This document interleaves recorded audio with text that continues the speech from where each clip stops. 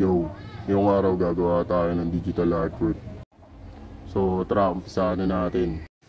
So ito, gagawa na tayo ng character. Bali nasa O na ako nung ghost mo na letter. Hindi ko na na-videoan yung una kung paano ko inumpisahan kasi masyadong mahaba. So ito yung ginagawa natin. So ngayon gagawa tayo ng mata, ng bibig at ng ilong ng ating character para mabuo natin yung sa letter O ng ating ghost mo letter na halong may character. Kung mapapansin nyo, inuna natin yung mata at nililinis natin yung pinaka-lining na sa ilalim. Gamit ko pala dyan na yung eraser.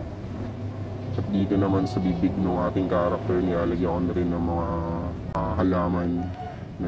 So dito mapapansin nyo, time-lapse na natin kasi masyado nang matagal kapag natural video lang. So ngayon dito, binubuo ko na yung character yung sa O at iniiba ko na lang ibang mga details. Kung mapapansin nyo dun sa gawa ko, halo-halo siya, no? Marami nagtatanong kung anong style nito. Sa akin pinaghahalo ko lang talaga yung mga halaman pati yung mga experiences. So kaya nabubuo ko yung artwork ko. At yun. So dito nagkukulay na tayo ng artwork natin. So nagpi-feel tayo ng kakaibang kulay.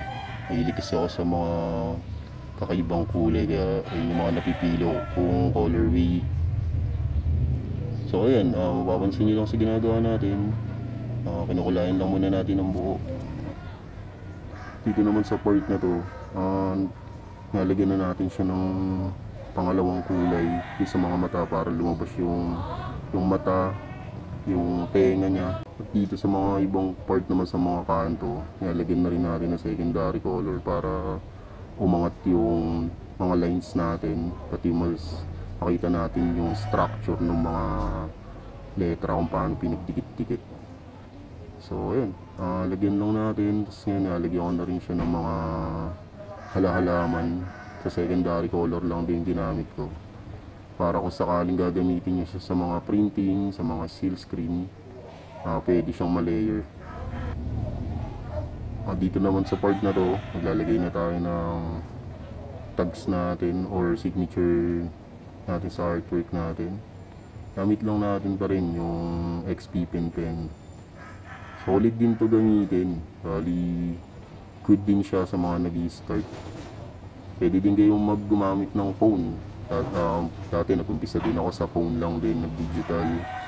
At nag-invest lang din ako ng drawing tab para mas ma-enhance pa natin yung mga gusto nating mga lines pati kalabasan ng artwork natin. So yun, ano lang, para pag gumawa kayo ng artwork, mas ma-feel nyo talaga yung gusto nyong kalabasan at mas mabilis siya. Pati kung sakali, mabackup nyo yung file. Yun lang naman yung para sa akin yung disadvantage pagka phone yung gamit nyo. Kasi yung mismong file, kapag gusto nyo siyang ilipat o buksan sa ibang Photoshop, hindi siya pwede kasi phone application. Pero sa experience ko, ganun. Lalo't hindi ko masave yung mga data, sayang yung mga gawa. Yung bali yun lang based sa experience ko. Hindi ka naman nilalat. Yun lang yung sinare ko lang din. Kaya yun, tuloy-tuloy tayo sa ating mga ginagawang artwork.